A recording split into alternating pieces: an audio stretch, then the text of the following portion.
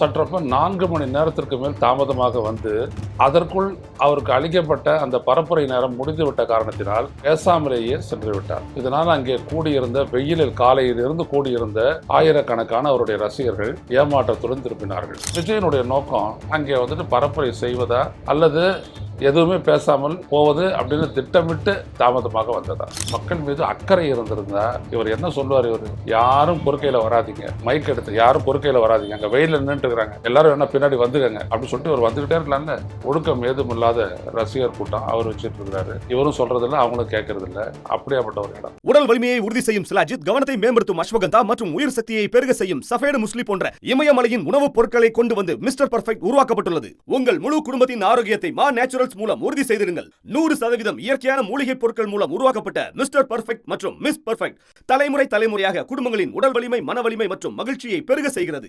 உங்கள் மகிழ்ச்சியான பயணத்தை துவங்க www.mannaturals.com என்ற இணையதளத்தை பார்வையிடவும் அல்லது வாட்ஸ்அப் எண்ணிலும் தொடர்பு கொள்ளலாம்.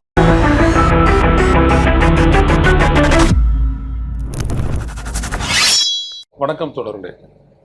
ரோசா செய்தியின் வாயிலாக இன்று மீண்டும் உங்களை சந்திப்பதில் பெரும் மகிழ்ச்சி அடைகின்றேன். தனக்கு போதுமான அளவிற்கு பிரச்சாரம் செய்ய நேரம் அளிப்பதில்லை என்று குறை கூறி கொண்டிருந்த தமிழக வெற்றி கழகத்தினுடைய தலைவர் விஜய் இன்றைக்கு நண்பகல் 12 முதல் 2:30 மணி வரை 2.5 மணி நேரம் காவல்துறை அனுமதி அளித்திருத்தும் காரைக்குடிக்கு சற்றப்ப 4 மணி நேரத்திற்கு மேல் தாமதமாக வந்து அதற்குள் அவருக்கு அளிக்கப்பட்ட அந்த பரப்புரை நேரம் முடிந்துவிட்ட காரணத்தினால் பேசாமலேயே சென்று விட்டார்.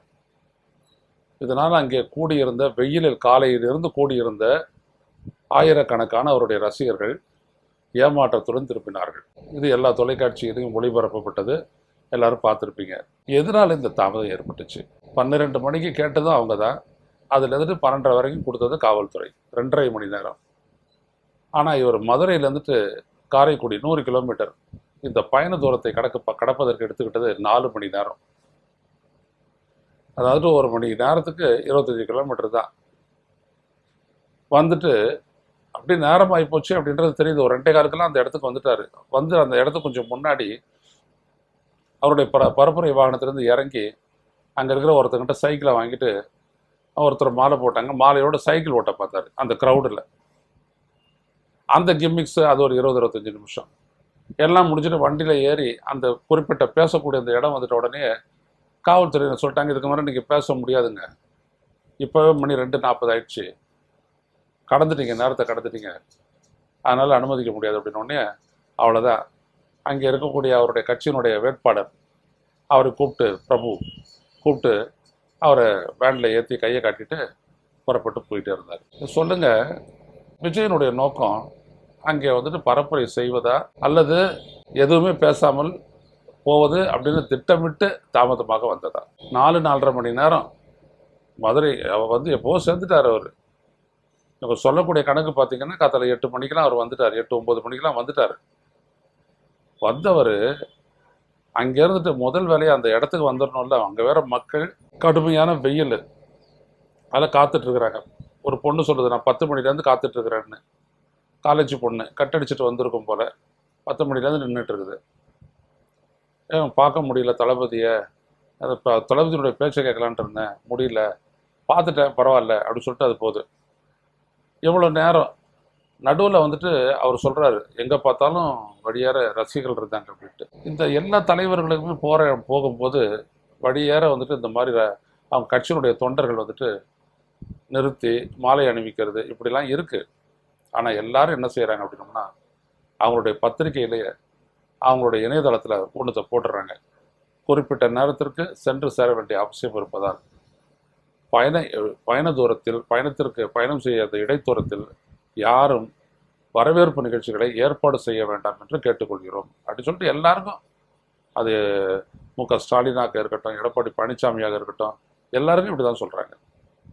ஏன்னா அப்போ தான் அவங்க போயிட்டு காலத்தில் அங்கே போயிட்டு சேர்ந்து காத்துட்ருக்கிற மக்களை ரொம்ப நேரம் வெயிலில் காக்க வைக்காமல் பேசக்கூடிய அந்த வாய்ப்பு கிட்டும். அவங்களும் ஒரு கவனத்தோடு கேட்பாங்க. ஆனால் விஜய்க்கு அப்படியெல்லாம் ஒரு அக்கறை இல்லை. அதுதான் வந்துட்டு இந்த மாதிரி நடப்பதற்கு காரணம். அவர் உள்ளபடி அங்கே போய் பேசணும், அட்லீஸ்ட் ஒரு 10 நிமிஷமாவது பேசணும் அப்படின்னோம்னா இந்த வாட்ச் எல்லாம் கட்டிட்டு இருக்காருல, எல்லாம் சொபஸ்டிகேட்டட் வாட்ச் தான். பார்த்துருக்கலாம் டைம், கூட கூட எல்லாரும் தான் இருக்காங்க. என்ன செஞ்சுருக்கணும்? எதுக்காக அந்த சைக்கிள் பயணம்? என்ன சாதிக்க போகிறார் இவர்? இவருக்கு யாராவது எதிர்கட்சிகள் வந்துட்டு விஜய்க்கு சைக்கிள் ஓட்ட கூட தெரியாது, இவர் எப்படி ஆட்சியை ஓட்டுவார் அப்படின்னு யாராவது சொன்னாங்களா? யாரும் சொல்லலை. பாதுகாப்பு காரணங்கள் அப்படின்னு சொல்லிட்டு இது வரைக்கும் வெளியிலேயே கீழே இறங்காது, விஜயனுடைய காலு கீழே பட்டுறதில்ல, தரையில் பட்டுறதில்ல அப்படின்லாம் சொல்லியிருக்கிறோம், எல்லாருக்கும் சொல்லியிருக்கோம். உடனே அதுக்காக இறங்கி சைக்கிளை கொஞ்சம் நேரம் பிரிச்சார் போல. அது எல்லாத்தையும் பேசி முடிச்சுட்டு அதுக்கப்புறம் சைக்கிளை ஒரு 100-200 மீட்டர் ஓட்டிக்கிட்டு போய் பின்னாடி இருந்தவங்களெல்லாம் பார்த்துட்டு அதுக்கப்புறம் வண்டியில் ஏறி போயிருந்தா கூட காவல்துறை ஒன்றுமே கண்டுக்கிட்டு இருக்காது. அதுக்கு முன்னாடியே இறங்குறாரு. அந்த தேவர் சிலை கிட்ட தான் அந்த நார்த் சந்திப்பது, அந்த இடத்துல தான் நின்று பேசணும். நான் ரொம்ப அழகாக ஏற்பாடு பண்ணி வச்சுருக்குறாங்க.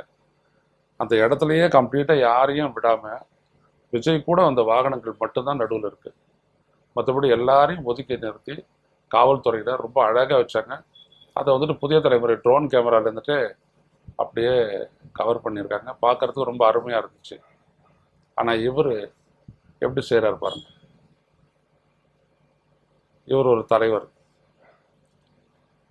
ஏற்கனவே இதே மாதிரி தான் சைதாப்பேட்டை டி நகர் பொதுக்கூட்டத்தை ரத்து பண்ணிட்டார். வரவே இல்லை.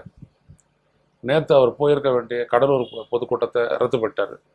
இப்போ மறுபடியும் கடலூருக்கு நாளை கொடுத்துருக்குறாங்க, காவல்துறை கொடுத்துருக்கு, அனுமதி கொடுத்துருக்கு. என்ன செய்யறாருன்றதை பார்ப்போம். ஒரு விமான வசதி இருக்குது, தனித்த ஒரு வாகன வசதி இருக்குது, எல்லாம் இருந்தும் கூட மக்கள் மீது அக்கறை இருந்திருந்தா இவர் என்ன சொல்லுவார்? இவர் யாரும் பொறுக்கையில் வராதிங்க, மைக் எடுத்து யாரும் பொறுக்கையில் வராதிங்க, அங்கே வெயிலில் நின்றுட்டு இருக்கிறாங்க, எல்லாரும் என்ன பின்னாடி வந்துக்கங்க அப்படின்னு சொல்லிட்டு இவர் வந்துக்கிட்டே இருக்கலாம்ல. பின்னாடி வரவங்க சும்மா வரமாட்டாங்க, வந்து சைடில் பூந்து வண்டி கட்டியில் பைக்கை விட்டுருவாங்க, ஏதாவது ஒன்று விபத்து நடக்கும். இன்றைக்கி விபத்து ஆச்சு. அந்த மாதிரி ஒரு ஒழுக்கம் ஏதும் இல்லாத ரசிகர் கூட்டம் அவர் வச்சுட்டு இருக்கிறாரு. இவரும் சொல்கிறதில்ல, அவங்களும் கேட்கறதில்ல. அப்படியாப்பட்ட ஒரு இடம். இவ்வளோ மக்கள் காத்துட்டு இருக்கிறாங்கன்றதுக்காக கொஞ்சமாவது ஒரு சென்ஸ் இருக்குதா பாருங்க. எதுவுமே கிடையாது. அவர் பாட்டுக்கு வராரு. நீங்கள் வெயிலில் இருக்கிறீங்களா என்ன? ஆனால் ஒரு விடையும் அங்கே இருக்கிறவங்க வந்துட்டு குளுக்கோஸு தண்ணி எல்லாம் வந்துட்டு அங்கே இருக்கக்கூடிய மக்களுக்கு இயன்ற வரைக்கும் கொடுத்துருக்கான்னு கேள்விப்பட்டுருவோம். பரவாயில்ல, அதையாவது செஞ்சாங்களே. அந்த அடிப்படையில் யாரும் மயங்கெல்லாம் விழுந்தது இது வரைக்கும் செய்தி ஒன்றும் இல்லை. அது வரைக்கும் பரவாயில்ல. விஜய் அவர்கள் வந்துட்டு முதல்ல திருந்தணும். மக்களை காக்க வைக்கிறது, அது இந்த மாதிரி வெயில்ல ஏன் 4 to 6 வாங்க வேண்டியதான டைமு? உன்னை யாரும் வேணான்றது? காரைக்குடியில் தங்குமிடம் எதுவும் இல்லையா? வந்து நேரத்தோடு வந்து தங்கி கொஞ்சம் இடைப்பாரிட்டு அதுக்கப்புறம் நான் 5 மணிக்காக வந்து நீ பேசக்கூடிய 19-20 நிமிஷம் பேசிவிட்டு அதுக்கப்புறம் போகலாம்ல. சார்ட்டர்டு ஃப்ளைட்டு தானே, அதுக்கேற்ற மாதிரி திட்டமிடலாம்ல. நான் வரும்போது தான் வருவேன், அப்போ தான் நீங்கள் கேட்கணுன்ற மாதிரி தன்னை நம்பி தன் மீது அபிமானம் கொண்ட ரசிகர்களை தொடர்ந்து வஞ்சித்து வருகிறார் என்பதனை அவருடைய ரசிகர்கள் இந்த நிகழ்வின் மூலம் புரிந்து கொள்ள வேண்டும். திருந்தலாரன்னு பார்ப்போம். மீண்டும் சந்திப்போம். நன்றி, வணக்கம். ஊடகம் கார்ப்பரேட் அரசியல்வாதிகளின் கைப்பாவையாக அடிமைகளாக இருந்தது போதும். இனி சாட்டை எடுத்து சுழற்றும் நேரம் வந்துவிட்டது. ஊடகம் பொதுமக்களாகிய உங்களுக்காக உங்களாலேயே இயக்கப்பட வேண்டும்.